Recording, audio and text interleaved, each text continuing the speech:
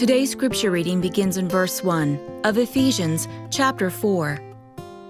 Therefore I, the prisoner of the Lord, urge you to walk in a manner worthy of the calling with which you have been called, with all humility and gentleness, with patience, bearing with one another in love, being diligent to keep the unity of the Spirit in the bond of peace.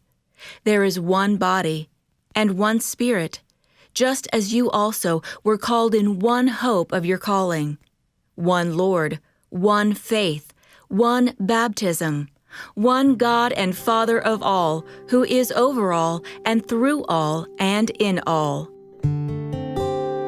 God created humanity with a need for companionship with Himself and one another.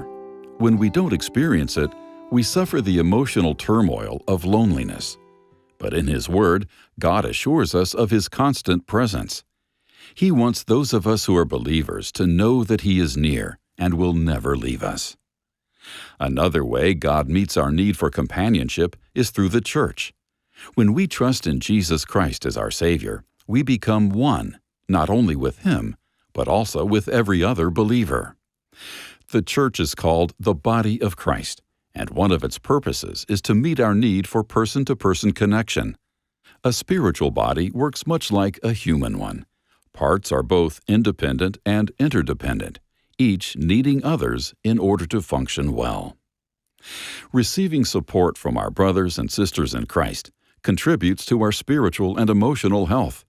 In his letter to the Ephesian church, Paul emphasizes Christ-like character qualities that make this possible: humility, gentleness, patience, tolerance, and love.